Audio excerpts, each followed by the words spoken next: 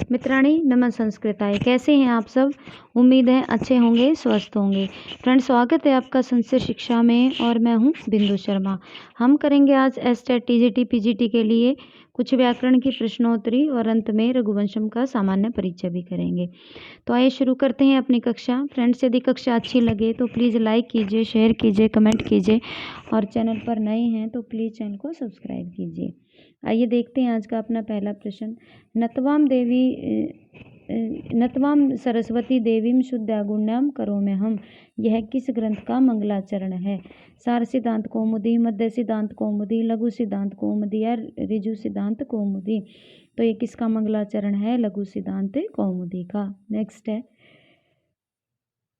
पाणिनि प्रवेशाय लघु सिद्धांत कौमुदी।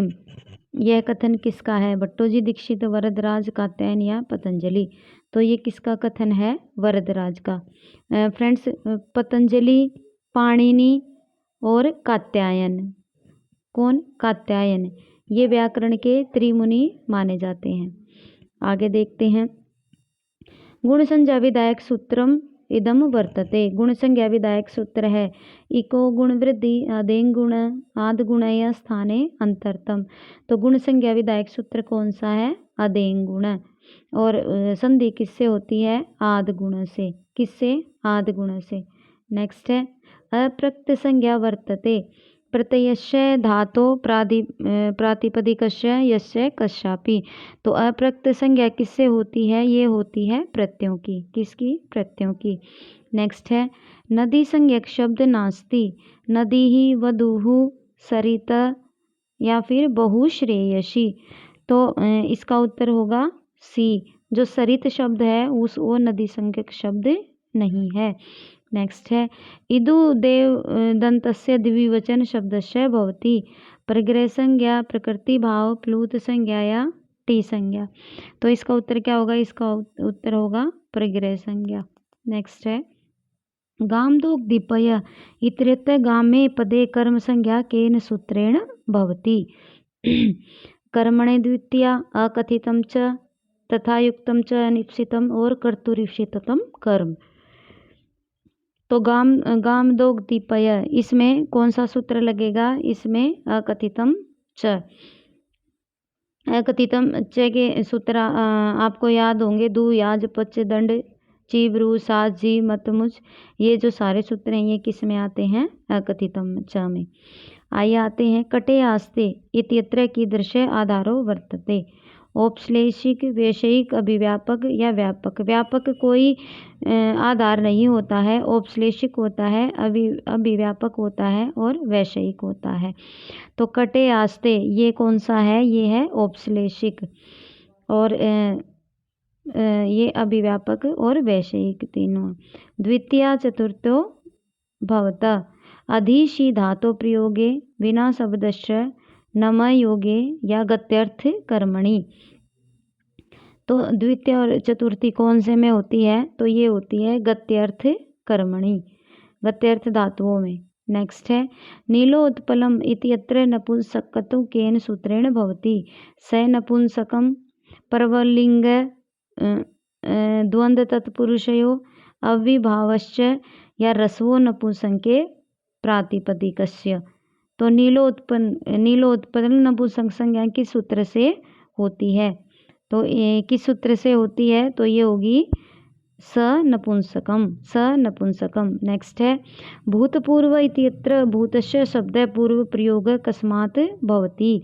आचार्याणाम आचारात् उपसर्जन पूर्वम इति सूत्रात् केवल समासत्वात् या लोकतः। तो भूतपूर्व शब्द में भूतपूर्व शब्द की पूर्व प्रयोग में किसकी होती है? तो इसका उत्तर होगा सी, केवल समासात, केवल समास की।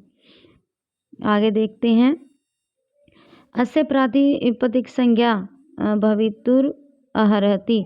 कृष्ण धन अम धन श्रित धन सु। बी भू धन अ धन ती या सी हरि धन गी या डी यज। तो प्रातिपदिक संज्ञा किसकी होगी? इससे इसकी प्रातिपदिक संज्ञा होगी इसकी कृष्ण धन अम धन श्री धन सु की। आइए आगे देखते हैं। अग्निचित इत्यत्र उपधा संज्ञा अस्ति। अग्निचित की उपधा संज्ञा क्या होगी? इत समुदायस्य, चित समुदायस्य, त वर्णस्य या ची वर्णस्य। तो किसकी होगी यहाँ पर? ये होगी इत समुदायस्य की। इत समुदायस्य की अग्निचित में जो इत है उसकी उपधा संज्ञा होगी। हलो अंत्यादि पूर्व उपदा। आइए आगे देखते हैं। पशूनाम रुद्र यजते। पशूनाम रुद्र यजते इति यत्र पशूना पदे या तृतीया सा कस्मिन कारके अस्ति। पशूनाम रुद्र यजते, इसमें पशूना पदे में जो तृतीया है वो किस सूत्र से हुई है? कर्ण कारके, संप्रदान कारके, कर्म कारके या कर्तृ कारके। तो ये किससे हुई है फ्रेंड्स? ये हुई है कर्तृ कारके। कर्तृ कारके। नेक्स्ट है पुष्पाणि सप्रहयन्ति इत्यत्र पुष्पाणि इत्यस्य कर्म संज्ञा भवति इप्सित्वात्, इप्सितत्वात्, सप्रधातो प्रयोगात् या प्रकर्षा भावात्। तो ये किससे हुई है फ्रेंड्स? ये हुई है सप्रधातो प्रयोगात्, सप्रस्य धातो प्रयोगात् से। नेक्स्ट है अव्यय भाव संज्ञा या फलम किन। अव्यय संज्ञा प्रातिपदिकात् सुपलुक या फिर सुप प्रत्यानाम प्राप्ति। तो अव्यय भाव संज्ञा का फल क्या होता है? ये होता है प्रातिपदिकात् संज्ञा, प्रातिपदिक संज्ञा। नेक्स्ट है समुद्रम अत्र सु अव्यय कस्मिन् अर्थे वर्तते। समुद्रम का सुंदरम इत्यस्मिन् अर्थे, समृद्धि इत्यस्मिन् अर्थे, सुष्ठु इत्यस्मिन् अर्थे या समीपम इत्यस्मिन् अर्थे। तो 18 का होगा। ये समुद्रम नहीं है, ये सुमद्रम है फ्रेंड्स यहाँ। तो मद्रा नाम समृद्धि, तो ये आएगा समृद्धि इत्यस्मिन् अर्थे में। तो समुद्र नहीं है, ये है सुमद्रम। नेक्स्ट है स नपुंसकम इतेन सूत्रेण नपुंसकत्वं भवति। अव्यय भाव समासे, बहुव्रीहि समासे, कर्मधारय समासे या समाहार समासे में। तो ये किससे होता है? ये होता है समाहार द्विगु समास में। किस में होता है? समाहार द्विगु में। क्या होता है? स नपुंसकम। नेक्स्ट है विशेष संज्ञा विनिर्मुक्त। तो विशेष संज्ञा विनिर्मुक्त क्या होता है? केवल समास।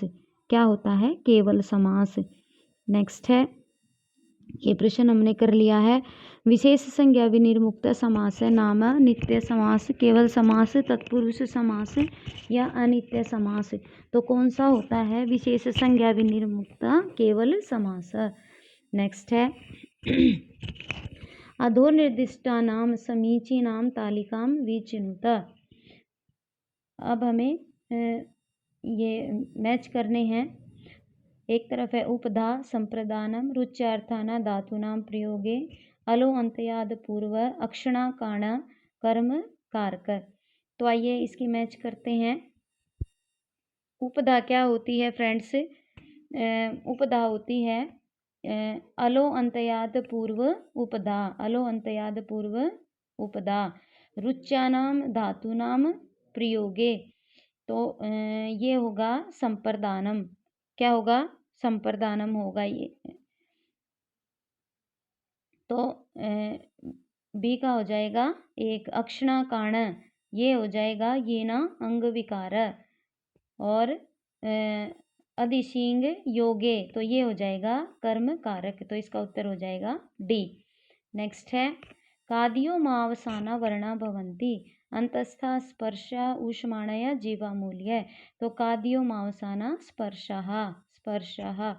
नेक्स्ट है एते वर्णास्तालुस्थानीय संति। तालुस्थानीय वर्ण कौन कौन से हैं? ई उ री ल री अ क ह ई य च य श या री ट र श। तो इसका उत्तर क्या आएगा? इसका उत्तर आएगा इचुय यशानाम तालु। तो ये आएगा ई च य और श। नेक्स्ट देखते हैं उपदा संज्ञा केन सूत्रेण। अभी पढ़ाया हमने। पर सन्निकृष्ट हलो अंतरा, ये यहाँ पर संयोगा होगा, हलो अंतरा संयोगा। पर सन्निकृष्ट संहिता। आगे है कृत तद्धित समासास्य या हलो अंतयात पूर्व। तो इसका उत्तर होगा अलो अंतयात पूर्व उपदा। नेक्स्ट है हलो अंतरा इति सूत्रेण का संज्ञा। तो हलो अंतरा संयोगा, हलो अंतरा संयोगा। नेक्स्ट है कर्मधारय समास विधायक सूत्रम किम। सह सुपा अनेक मन्ने पदार्थे विशेषण विशेष्य या अर्ध नपुंसकम। तो इसका उत्तर क्या होगा? कर्मधारय समास विधायक सूत्र क्या है? विशेषण विशेष्य। आगे वीर पुरुष को ग्राम इत्यत्र कै समास। अव्ययभाव बहुव्रीहि तत्पुरुषया द्वंद्वम। तो ये कौन सा होगा? ये होगा बहुव्रीहि। कौन सा समास होगा? वीर पुरुष को ग्रामः, बहुव्रीहि समास होगा इसमें। आगे श्री ही इत्यत्र कस्मिन् अर्थे प्रथमा। श्री में किस अर्थ में प्रथमा है? प्रातिपदिका अर्थ मात्र, परिमाण मात्र, लिंग मात्र या वचन मात्र। तो इसका उत्तर क्या होगा? ये है इसका उत्तर होगा श्री का श्री कृष्ण श्री ज्ञानम। तो इसका होगा प्रातिपदिकार्थ मात्रे, लिंग मात्रे तट तटी तटम, परिमाण मात्रे होगा द्रोणो व्रीहि और वचन मात्रे होगा एक दो बहव। नेक्स्ट है अनुक्ते कर्मणे का विभक्ति द्वितीया तृतीया या प्रथमा। तो इसका उत्तर होगा अनुक्त कर्म में कौन सी विभक्ति होती है? ये होती है द्वितीय विभक्ति। नेक्स्ट है आख्यात उपयोगे इतेन की विधीयते। आख्यात उपयोगे अपादान संज्ञा, संप्रदान संज्ञा, अधिकरण संज्ञा या कर्म संज्ञा। तो आख्यात उपयोगे में कौन सी संज्ञा होती है फ्रेंड्स? ये होती है अपादान संज्ञा। कौन सी? अपादान। नेक्स्ट है वृद्धि संज्ञा विधायक सूत्रम किम। वृद्धि संज्ञा विधायक सूत्र क्या है? वृद्धिरादैच, वृद्धिरेचि, अदेंग गुण या एचो अयवायाव। तो इसका उत्तर क्या होगा? इसका उत्तर होगा वृद्धिरादैच, वृद्धिरादैच। ये अष्टाध्यायी का प्रथम सूत्र है वृद्धिरादैच। और अंतिम सूत्र क्या है? और वृद्धिरेचि क्या है? ये संधि में ये सूत्र लगता है। आगे दंपति अस्मिन् पदे समास विग्रह भवति। दंपति अस्मिन् पदे समास विग्रह क्या होगा? पिता च भ्राता च, पिता च पुत्र च, पिता च पति च, जाया च पति च। तो इसका उत्तर क्या होगा? इसका उत्तर होगा जाया च पति च। दंपति का क्या होगा? जाया च पतिश्च। नेक्स्ट है संहिता संज्ञा विधायक सूत्रम किम। उच्चई निच्चई समाहार और या परसन्निकर्ष। तो इसका उत्तर क्या हो जाएगा? इसका उत्तर हो जाएगा परसन्निकर्ष संहिता, परसन्निकर्ष संहिता। नेक्स्ट है तत्वतु इति सूत्रेण का संज्ञा विधीयते। गति निष्ठा उपदाया स्वर्णम। ये पिछली बार स्टेट के पेपर में आया हुआ था। तो तत्वतु ये हो जाएगी निष्ठा, तत्वतु निष्ठा। नेक्स्ट है भी धातु प्रयोगे बै हेतु का विभक्ति सप्तमी, पंचमी, षष्ठी या तृतीया। तो कौन सी विभक्ति होती है इसमें? पंचमी। आगे देखते हैं पुष्पे भय स्प्रहयति इत्यत्र चतुर्थी विधायक सूत्रम किम। अकथितम च दिव कर्म च स्प्रे इप्सितम या आख्यात उपयोगे। तो इसमें कौन सा क्या विधायक सूत्र है इसमें? तो इसका उत्तर हो जाएगा स्प्रे इप्सितम। नेक्स्ट है अधस्तनयुग्मानां समीचीनां तालिका चिनुत। ये इधर संज्ञा है और इधर इनके सूत्र हैं, संज्ञा सूत्र हैं और इधर है संज्ञा।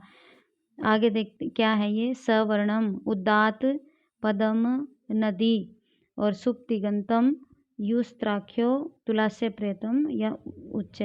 तो आगे देखते हैं स्वर्णम तो तुलास्य प्रियतनम स्वर्णम, उदात तो उच्चई उदात और सुप्तिगम सुप्तिगंतम पदम और नदी का क्या है? युस्त्राख्यो नदी।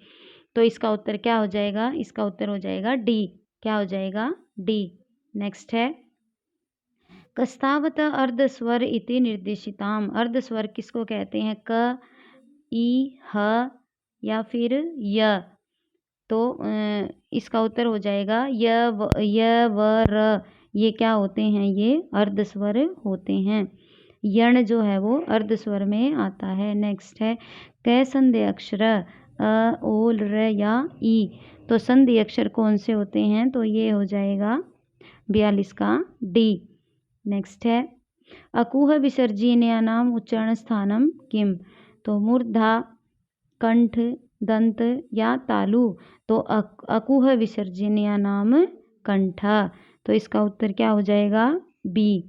नेक्स्ट है स्पर्श वर्णा के यण कादियो मावसानः स्वरः या अण। तो स्पर्श वर्णा क्या होते हैं? कादियो मावसाना स्पर्श। नेक्स्ट है त कतवतु प्रत्यय संज्ञा अस्ति। तो त और कतवतु की क्या संज्ञा होती है? टी, घी, नदी या निष्ठा। तो क्या संज्ञा होती है? इसकी होती है त कतवतु निष्ठा। नेक्स्ट है इदु दे द्विवचनम भवति प्रातिपदिकम सुप प्रग्रहयम या फिर तद्धित। तो इदु देव द्विवचनम प्रग्रहम।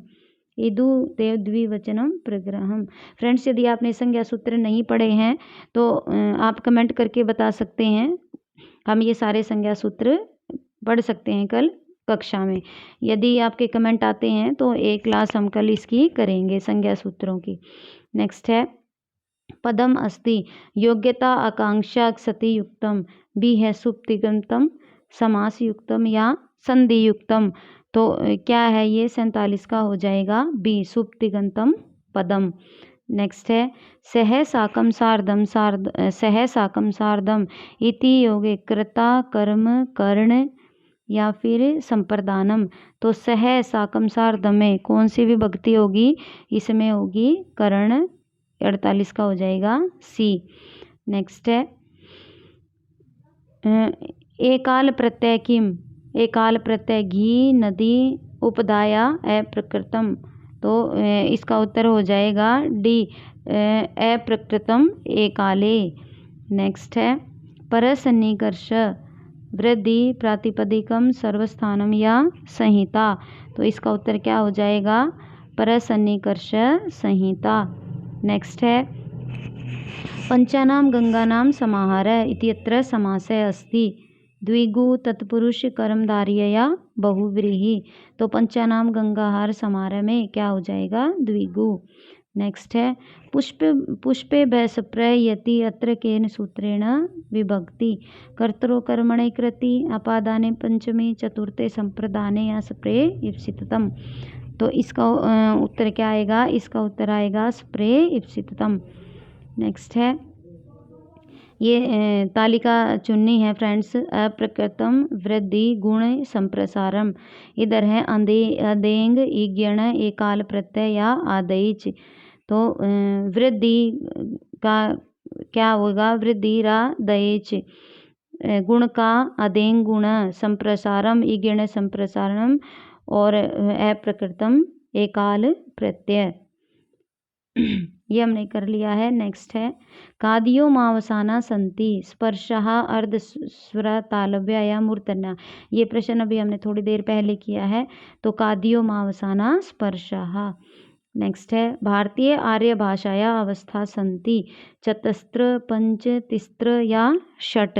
तो इसका उत्तर क्या हो जाएगा? चतस्त्र। नेक्स्ट है यूच यशानाम किम दंतः मूर्धा तालु या ओष्ठो। तो उत्तर क्या हो जाएगा? यूच यशानाम तालु। नेक्स्ट है मूर्धनेषु अंतर भवति य ल श या ह। तो इसका उत्तर क्या हो जाएगा? इसका उत्तर हो जाएगा सी मूर्धनेषु अंतर भवति श।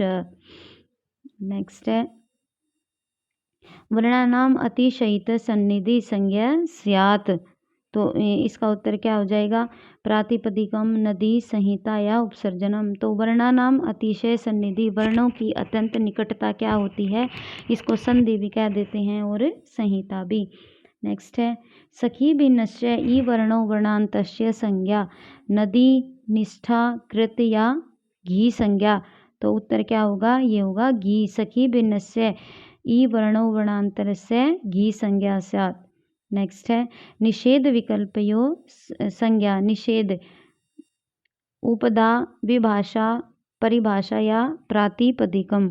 तो क्या करता है, ये करता है न वेति विभाषा। विभाषा का सूत्र क्या है, न वेति विभाषा। आगे देखते हैं इदु देद द्विवचनम प्रकृति भाव निष्ठा प्रग्रहम या विभाषा। तो इदु देद द्विवचनम प्रग्रहम।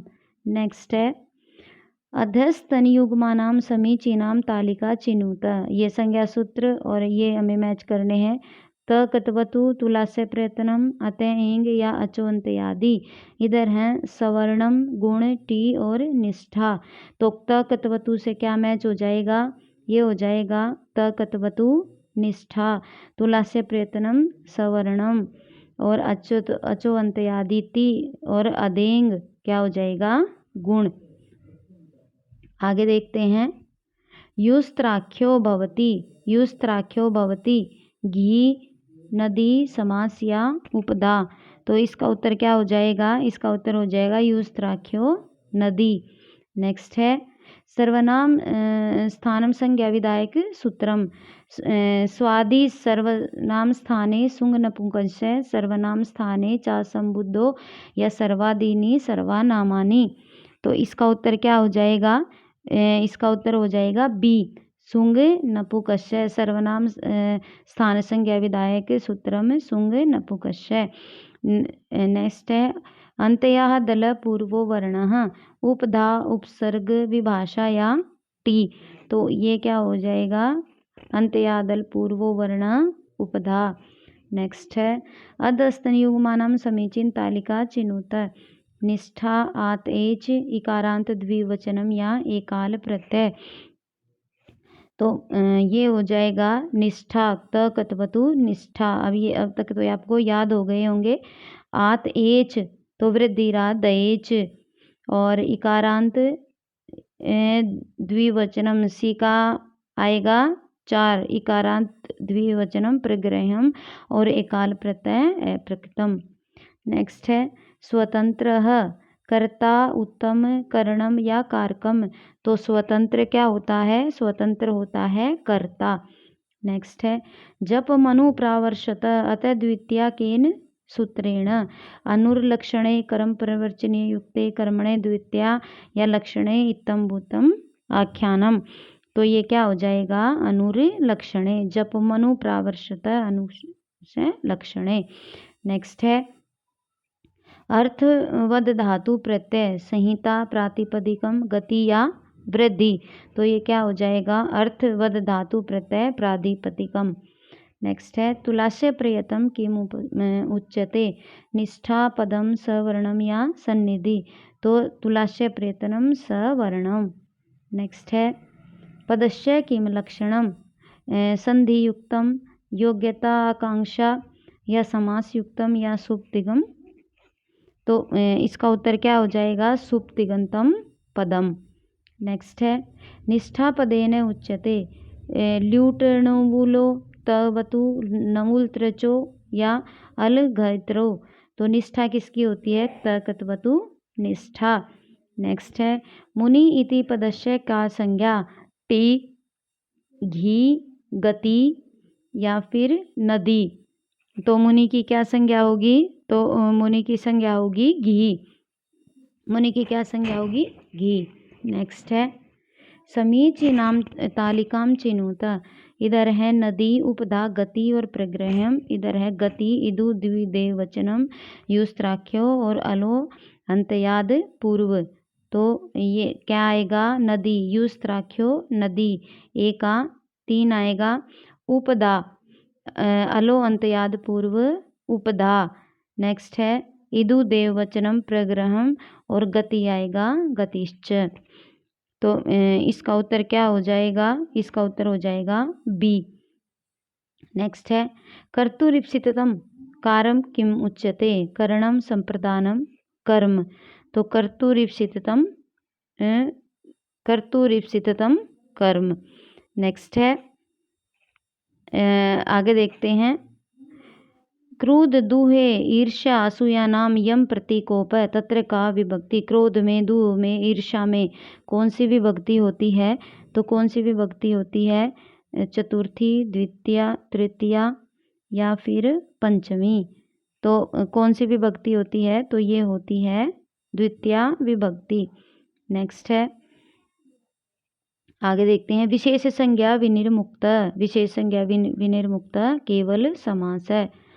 नेक्स्ट है, नदी विधायक संज्ञा सूत्रम, नदी विधायक संज्ञा सूत्रम युस्त्राख्यो नदी अलोअंत्याद पूर्व विदायदु देव द्विवचनम या तकवतु। तो नदी संज्ञा विधायक है युस्त्राख्यो नदी। नेक्स्ट है, एकाल प्रत्यय का संज्ञा घी सर्वनाम गति या अप्रक्त। तो इसका उत्तर क्या हो जाएगा? 95 का उत्तर हो जाएगा सर्वनाम स्थान एकाल प्रत्यय। समीचीनम तालिका चिनुत। इसका 95 का हमने पढ़ा है घी सर्वनाम स्थानम गति या अप्रक्त। तो अप्रक्त एकाल है। नेक्स्ट है, समीचीनम तालिकाम चिनुत। आइए देखते हैं, संहिता गुण पदम या टी। तो संहिता पर सन्निकर्ष संहिता, पर सन्निकर्ष संहिता आ जाएगा। आगे देखते हैं, गुण अदेंग गुण पदम सुप्तिगंतम पदम और अच्छो अंत आदि टी। नेक्स्ट है, कर्मणा यम अभिप्रेति स करणम कर्मम संप्रदानम या अपादानम। तो कर्मणा यम अभिप्रेति स संप्रदानम, इसका आएगा संप्रदानम। अक्षणा काण अत्र केन सूत्रेण विभक्ति सहयुक्त प्रदाने हेतु सप्रेक्षिततम या ये न अंग विकार है। तो क्या आएगा? ये न अंग विकार है। नेक्स्ट है, वैषयिक अधिकरण से उदाहरणम। वैषयिक का उदाहरण क्या है? तिलेषु तेलम मुक्षे इच्छासी गंगाया गाव या वने व्याघ्र। तो इसका उत्तर क्या हो जाएगा? इसका उत्तर हो जाएगा वैषयिक है मोक्षे इच्छासी। नेक्स्ट है, यतस्य निर्धारणम अनेन सूत्रेण विधीयते द्वितीया तृतीया वा तृतीया चतुर्थी प्रथमा द्वितीया या षष्ठी और सप्तमी। तो ये क्या हो जाएगा? इसका हो जाएगा यतस्य निर्धारण में षष्ठी और सप्तमी होती हैं। कौन सी होती हैं? षष्ठी और सप्तमी। नेक्स्ट है, अधिहरि अस्मिन पदे क समास है। अधिहरि में कौन सा समास है? तत्पुरुष द्वंद्वम कर्मधारय या अव्यभाव। तो कौन सा है इसमें? अधिहरि हरौ इति। तो इसमें है अव्यभाव समास। नेक्स्ट है, समाहार द्वंद्वम सदैव प्रयुज्यते पुल्लिंगे स्त्रीलिंगे नपुंसकलिंगे या उभयलिंगे। तो इसमें कौन सा आएगा? इसमें आएगा नपुंसक लिंगे। समाहार द्वंद्व में सदा प्रयोग होता है नपुंसक लिंग। नेक्स्ट है, तुलास्य प्रयत्नम किम भवति उपदा सवर्णम अप्रकृतम। तो कौन सा आएगा? ये आएगा तुलास्य प्रयत्नम सवर्णम। आगे, एकाल प्रत्यय अप्रकृतम विभाषा गति या निष्ठा। तो 109 का आएगा एकाल प्रत्यय अप्रकृतम।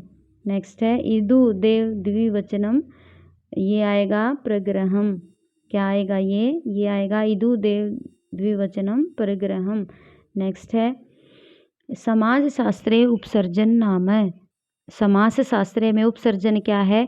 द्वितीया निर्दिष्टम, सप्तमी निर्दिष्टम, प्रथमा निर्दिष्टम या तृतीया निर्दिष्टम। तो ये प्रथमा का निर्देश करती है उपसर्जन संज्ञा। नेक्स्ट है, सप्तऋषीय समास विधायक सूत्रम किम विशेषण विशेष्य बहुलम दिक् संख्ये संख्यायाम चार्थे द्वंद्व या दिंग नाम अंतराले। तो इसका उत्तर क्या हो जाएगा? दिक् संख्ये संज्ञायाम। दिक् संख्ये सप्तऋषय का क्या आएगा? दिक् संख्ये संज्ञायाम। नेक्स्ट है, तथा युक्तम च अनिप्सिततम इति सूत्र उदाहरणम ओदनम पचति गामदो दीपव अग्निर्माणवकम वारयति या ग्राम गच्छन तरणम स्पर्शति। तो तथा युक्तम च ये इप्सित में भी और अनिप्सित में भी क्या होगा? ग्रामम गच्छन तरणम स्पर्शति। नेक्स्ट है, संप्रदाने का विभक्ति प्रवर्ते चतुर्थी पंचमी प्रथमा या द्वितीया। तो संप्रदान में कौन सी विभक्ति होती है? संप्रदान में विभक्ति होती है चतुर्थी। साधकतम कर्म कर्ता अधिकरण या कर्ण। तो साधकतमम, इसका क्या उत्तर होगा? इसका उत्तर होगा कर्णम, साधकतमम कर्णम। नेक्स्ट है, अब हम थोड़ा सा रघुवंश का सामान्य परिचय पढ़ लेते हैं फ्रेंड्स। तो रघुवंश के मुख्य अंश पढ़ लेते हैं थोड़ा सा। तो ग्रंथ है रघुवंश और ग्रंथकार हैं कालिदास। काव्य विधा है महाकाव्य है ये। सर्ग हैं इसमें 19। कई बार पेपर में पूछा जाता है कि रघुवंश में कितने सर्ग हैं, तो 19 हैं। श्लोक कितने हैं? 1569। प्रमुख रस है श्रृंगार रस। उपजीव्य है इसका रामायण और नायक नायिका हैं इसमें श्री राम या सीता, श्री राम और सीता। समय है 150 ईस्वी पूर्व से 775 ईस्वी पूर्व और 31 राजाओं का वर्णन इसमें किया गया है। आइए देखते हैं इसमें।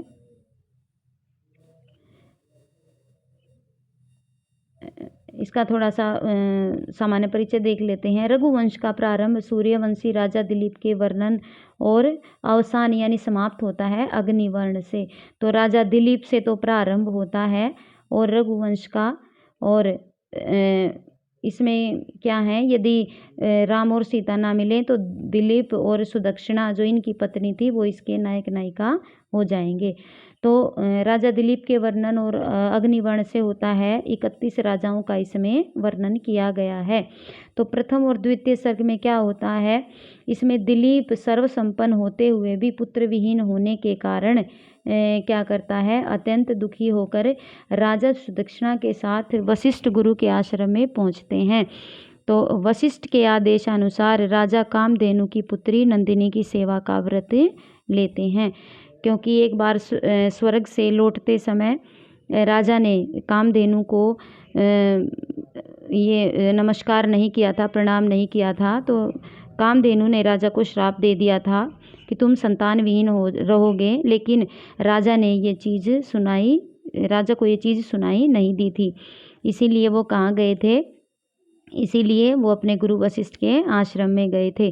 तो गुरु वशिष्ठ ने उन्हें बताया था कि कामधेनु यहाँ नहीं है, लेकिन यदि तुम उसकी पुत्री नंदिनी की सेवा करोगे तो भी तुम्हारा जो व्रत है वो सफल हो जाएगा। आगे देखते हैं। तो दोनों पति पत्नी राजा दिलीप और सुदक्षिणा कामधेनु की पुत्री नंदिनी की सेवा करने लग जाते हैं।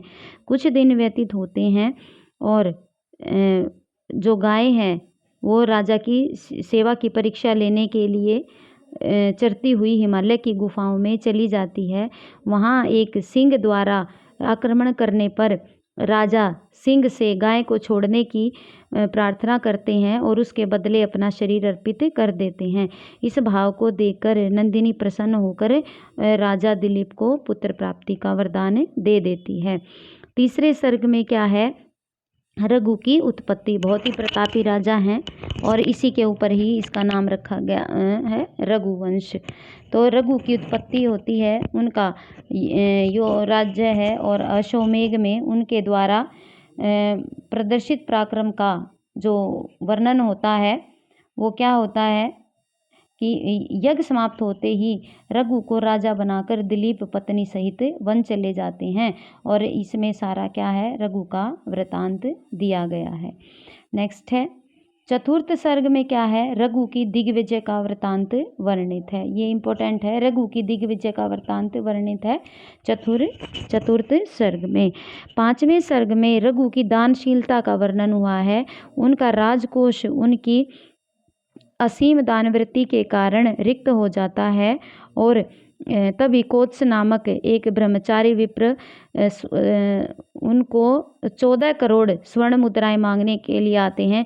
ये इसलिए इम्पोर्टेंट हो जाता है फ्रेंड्स, क्योंकि ये जो प्रसंग है ये 12वीं कक्षा की पुस्तक में दिया हुआ है। तो हो सकता है यहाँ से पूछा जाए कि कितने करोड़ स्वर्ण मुद्राएं मांगने आता है और कौन मांगने आता है, तो कोत्स आता है।